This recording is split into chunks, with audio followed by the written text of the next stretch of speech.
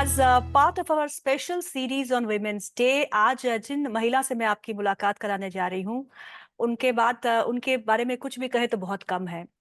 She is a business woman, she is a broker, she is a financial advisor, she is a chartered accountant by profession, and she is a social activist too, all rolled into one. वो Bombay stock exchange की past president भी रही हैं।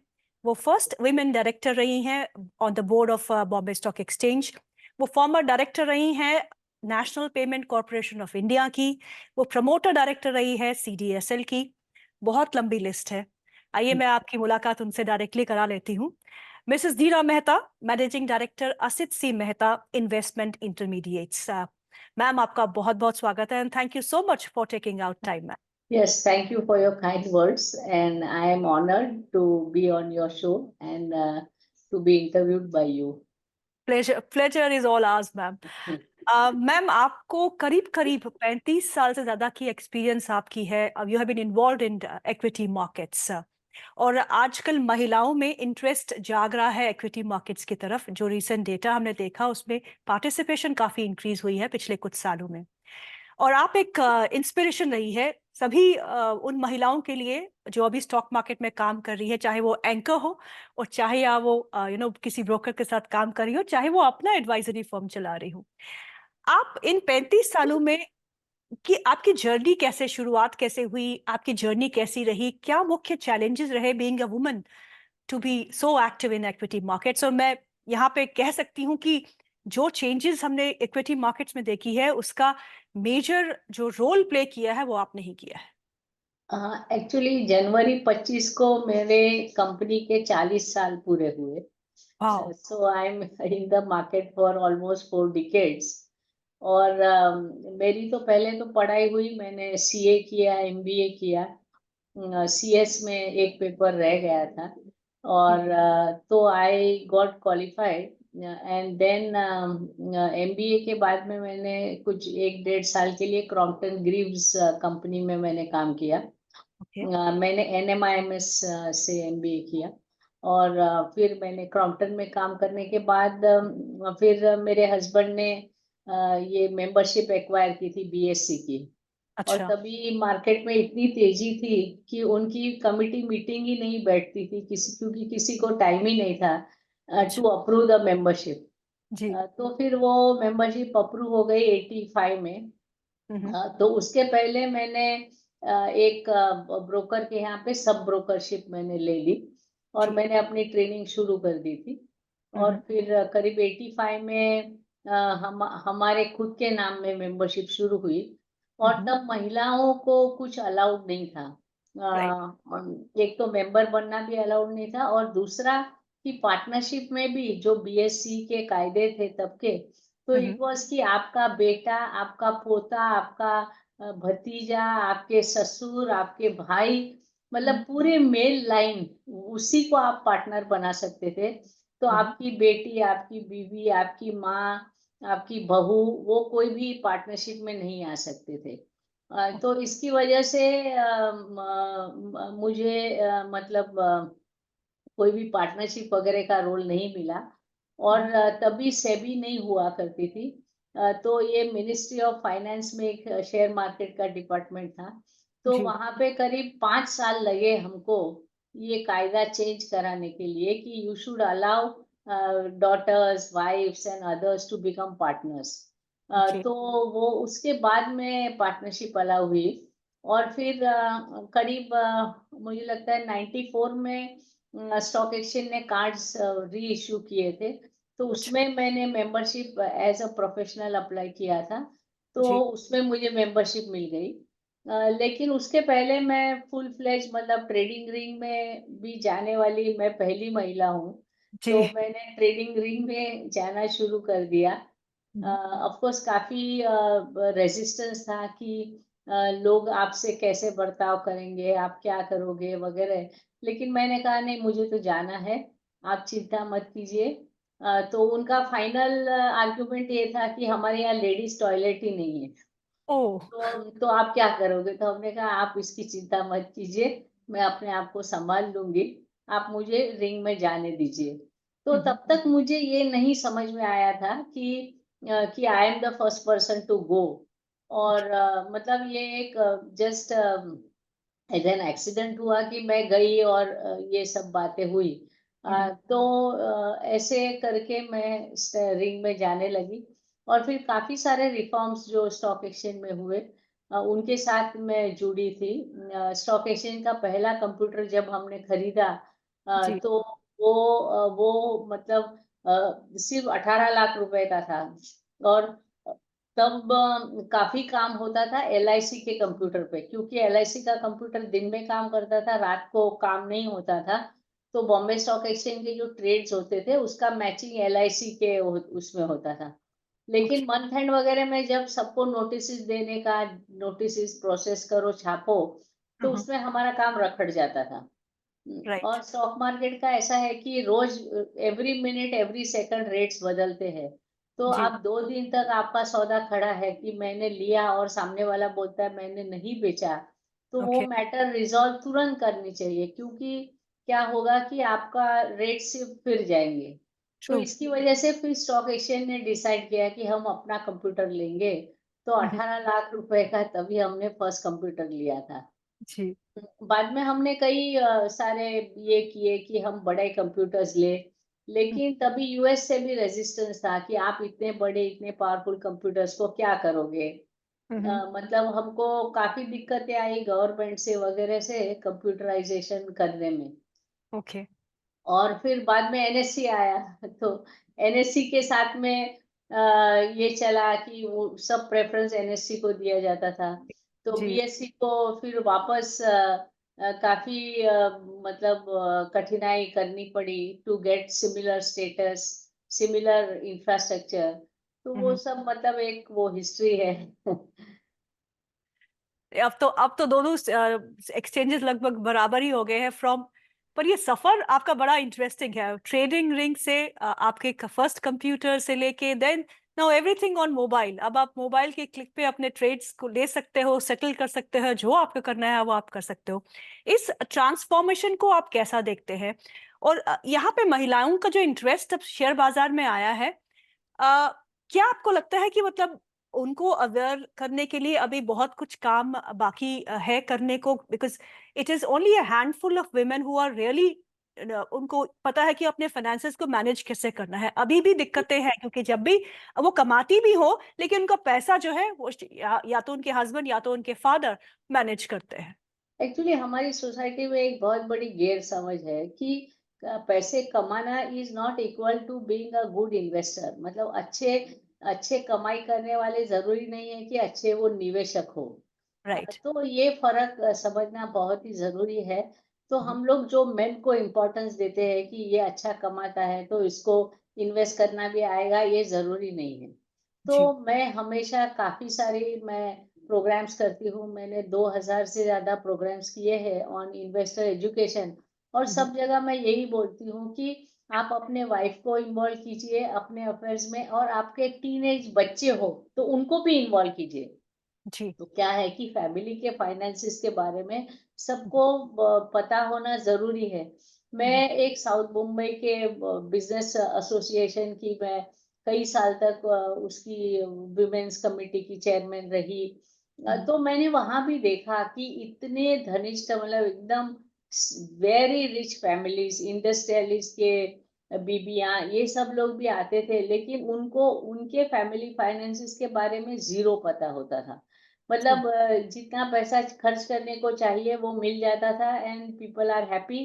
पैसे कहाँ से आते हैं, कितने आते हैं, कहाँ जाते हैं, कहाँ सेविंग्स होती है, इसके बारे में कोई भी जानकारी नहीं रहती। और सैड थिंग इसके अगर आपके फैमिली में कोई मतलब हादसा हो गया तो many time women are totally ignorant कि मेरे फैमिली में क्या हुआ, मेरे पैसे कहाँ है, क्या है। तो जी। अच्छे अच्छे जो फैमिली की जो वेल्थ है और स्पेशली फाइनेंशियल वेल्थ, इसके बारे में लोगों की काफी मतलब नेग्लिजेंस रहती है। क्योंकि आपके पास अगर 1 ग्राम भी सोना हो तो आप उसको एकदम चाबी वाले कबर्ड के उसमें आप रखेंगे, संभाल के रखेंगे, छोटी सी वैल्यू होगी। लेकिन जी। आपकी लाखों रुपए की एफडी है तो आपको पता नहीं एफडी कहाँ है, एफडी रिन्यू हुई कि नहीं, एफडी का इंटरेस्ट आया कि नहीं, या तो आपके डीमैट अकाउंट्स हैं तो हर एक रेगुलरली डीमैट स्टेटमेंट आया क्या, आपके शेयर्स डीमैट हुए नहीं है। तो जी ये जो सारी फाइनेंशियल एसेट्स जो है, इसके बारे में जो एक कस्टडी होनी चाहिए, इसको संभाल के रखना चाहिए, वो सब बातें हमारे लोग काफी नेग्लेक्ट करते हैं। और जी इसकी वजह से सही समय पर वो जो वेल्थ काम आनी चाहिए वो कई बार नहीं आती है। मैंने एक आर्टिकल लिखा था पेपर में, लाइफ आफ्टर डेथ। ये हम्म एसेंशियली इसके बारे में ही था कि आप तो चले गए, लेकिन आपके बाद जो जीने वाले लोग हैं उसके लिए आपने प्रोविजन भी किया, लेकिन अगर वो एसेट्स उनके बिल्कुल सहजता से उनके नाम पे अगर नहीं जाते हैं तो आपके पूरे सेविंग का कोई फायदा नहीं बनता है। तो राइट एसेट्स को सही नॉमिनेशन करवाइए, जॉइंट होल्डर्स रखिए, सिंगल नेम में मत रखिए, डीमैट करवाइए, बैंकों में, इंश्योरेंस पॉलिसी में, आपका रेसिडेंशियल फ्लैट है, सब जगह नॉमिनेशन करवाना, ये सब बातें लोगों को समझनी बहुत ही ज़रूरी है, ताकि आपके एसेट बिल्कुल स्मूथली जिनके लिए है, उनके लिए वो उपयोगी बन सके। मैम आपने अपनी वर्क लाइफ बैलेंस कैसे मेंटेन किया? आप एक फैमिली वुमेन हैं, आपके बच्चे भी हैं, और जब वो दौर आता है तब हम महिलाएं जो है प्रायोरिटाइज करती हैं कि नहीं, अभी तो हम अपनी फैमिली को देखेंगे, बच्चों को बड़ा करेंगे, उसके बाद देखते हैं, टाइम बचेगा तो then will think about ourselves, our ambitions, our aims in life. आपने कैसे मैनेज किया? मैं मानती हूँ कि मेरा काफ़ी मतलब जिसको सराउंडिंग सपोर्ट काफ़ी रहा है, मेरे पेरेंट्स, मेरे हस्बैंड, और मैं मतलब एक नौकर की ज़रूरत हो तो मैं 2 रखती हूँ कि हम्म, एक नहीं आया तो दूसरा रहेगा। सो जी मेरे जो सर्वेंट्स हैं, they are with me for 30 years plus and all, and they all have helped me in my journey. क्योंकि मुझे अभी देखो कल दिल्ली जाना है तो मैं शाम को बोलूंगी अब मैं कल दिल्ली जा रही हूँ, तो अच्छा मेरे घर के जो एक बाई थी, अभी she no more, but she would take care of the children. So right that way my parents are there, my bhabhi will come over, and that way all the family members have been extremely supportive, uh, and that is one part of it. Second part is that you have to train your mind actually, and I did not get it easily, मतलब ये मुझे करने में काफी साल लग गए जी कि जब मैं जो कर रही हूँ उसको 100% देना है। कि जैसे कि समझो मेरा बेटा को थोड़ा सा बुखार है, ज्यादा भी बुखार हो, लेकिन डॉक्टर ने दवाई दी है, बोला है ये आप 3-3 घंटे में दो, बुखार उतर जाएगा। अभी जी मुझे ऑफिस में कोई काम है जिसके लिए जाना बहुत ही जरूरी है, तो हम्म, अगर मैं ऑफिस जाती हूँ तो मुझे वो काम सक्सेसफुली करना चाहिए, न कि राइट मैं हर 15 मिनट में फोन करूं, आपने बुखार मापा, कितना हो गया, क्या हो गया। इफ जी it is so serious I should choose to stay at home. Right लेकिन अगर मैंने डिसीजन लिया जाने का तो वो काम 100% करना चाहिए। और ये खाली बच्चे के बीमार का सिचुएशन है, कई सारी सिचुएशंस आती है, तो ट्रू हर एक सिचुएशन में हमको एक तो चॉइस करना है और फिर वो चॉइस के साथ 100% जाना है। तो राइट ये बहुत जरूरी है। दूसरा है टाइम मैनेजमेंट। एक तो है ना कि time management is very very important. कई जगह पे हम लोग इतना सारा टाइम वेस्ट कर देते हैं, और अगर आपको मल्टीपल टास्क है, एक्टिविटीज है, मल्टीपल रोल करने हैं, तो हर एक जगह आपको टाइम की मतलब बिल्कुल वैल्यू रखनी पड़ेगी। अगर मैं तो तय करती हूँ कि कोई मिलने भी आता है उसको पूछ लेती हूँ आपको कितने मिनट चाहिए, क्योंकि काफी लोग मिलने आते हैं, फिर बोले भाई मेरे को 45 मिनट्स चाहिए, तो फिर 35 मिनट्स हुआ तो मैं बोलती हूँ बस अभी 10 मिनट है, अभी तक आपने कोई काम की बात नहीं की है, तो आप ये करिए। सिमिलरली शादी में जाना तो मैं तय कर लेती हूँ, ये शादी में पूरा दिन जाना है, 15 मिनट जाना है, आधा घंटा जाना है, सिर्फ मिलके आ जाना है। तो बेस्ड ऑन द रिलेशनशिप, सो हर एक जगह पे ये जो टाइम का कॉन्शियसनेस ये जरूरी है। And I think last thing is कि भाई everything is possible, means I can and I will do it। जो भी हम ठान लेते हैं कि भाई ये हमें करना ही है, तो तो एक इमोशंस को साइड में रखना जरूरी है। कि राइट जो भी क्रिटिसिज्म आता है वो मुझे नहीं आ रहा है, वो क्रिटिसिज्म मेरे काम को आ रहा है, और ट्रू अगर मेरे काम को आ रहा है तो मुझे उसको सुधारना जरूरी है। राइट ज्यादातर लोग क्या करते हैं कि क्रिटिसिज्म आया तो मुझे क्रिटिसाइज किया, तो मुझे क्रिटिसाइज किया ये सोच के बिल्कुल इमोशनल इम्बैलेंस हो जाता है। फिर हमारे काम की एफिशिएंसी सब चीज, थॉट प्रोसेस सब बिल्कुल हेवायर हो जाते हैं, हम सही सोच भी नहीं पाते। तो राइट। ये एक distinction between self and work, ये हम्म। कॉन्स्टेंटली ये डिस्टिंक्शन मेंटेन करना बहुत जरूरी है। तो हम्म। ये सारी छोटी छोटी बातें हैं, hmm. But you need lot of practice to really come to a situation कि yes you can say I am not 100% okay but at least 80-85% मैं ठीक हूँ। वहां तक पहुंचना पड़ता है। Right ma'am. मैम आप मार्केट्स में डीपली इन्वॉल्व रहते हैं। ये बताइए कि आप मार्केट में जब भी हैफेज़र्ड मोमेंट्स होती हैं, आप उस स्ट्रेस को कैसे हैंडल करते हैं? क्योंकि नहीं। आमतौर पर देखा गया है कि पैनिक में आके महिलाएं जो है वो हड़बड़ा जाती है कि अब क्या होगा, मार्केट गिर गई, सारे पैसे उड़ गए। ऐसा तो नहीं है। वो तो है ना, बेसिक इन्वेस्टमेंट का कॉशन बहुत जरूरी है कि अगर अगर मेरे पास 100 ही रुपए है तो, और 100 रुपए में मुझे बच्चों की फीस देनी है, 10 लाख रुपए कहते हैं कि 10 लाख रुपए है, ये करना है वो करना है, तो हम्म। प्रायोरिटाइजिंग हमारा सही होना चाहिए। पैनिक कब होता है? एक तो हम ये सोच जिसके लिए हमने पैसे रखे थे वो उसमें न लगाने के बजाय अगर हमने स्पेकुलेशन कर लिया तो हम लोग डिफिकल्टी पे आने ही वाले हैं। हम्म। दूसरा, you go beyond your beans कि मेरे लॉस भरने की कैपेसिटी क्या है। तो जी। मेरी लॉस भरने की कैपेसिटी 2 लाख रुपए है कि दो हम्म। लाख नहीं होंगे तो मुझे चलेगा, लेकिन मैंने ऐसा ट्रांजेक्शन किया कि जिसमें 5 लाख का लॉस होता हो, तो हम्म। ऑब्वियसली मैं हड़बड़ा जाऊंगी। तो जी। ये क्या है कि it is necessary to put your limits, कि लिमिट्स में अगर आप काम करते हो तो आपको ये हड़बड़ाने की जरूरत नहीं है। दूसरा हम्म। है स्टॉक सिलेक्शंस, आप कैसे करते हो, उसकी टाइमिंग क्या है, क्योंकि हम्म। आजकल इतना सारा इंफॉर्मेशन पब्लिक मीडिया में अवेलेबल है कि जी। आप इजीली ये सारा काम आप इंटरनेट पे जाके ये कुछ भी करके आप अपनी जानकारी ले सकते हो। तो थोड़ा बहुत कॉमन सेंस लगाना जरूरी है, क्योंकि मैं मानती हूँ कि investments is all about common sense, hmm. Nothing more than common sense. तो जितना हम लोग जनरली कॉमन सेंस लगाते हैं हर एक अपने काम में, वही कॉमन सेंस यहाँ भी लगाना जरूरी है। जी। हम्म। जी।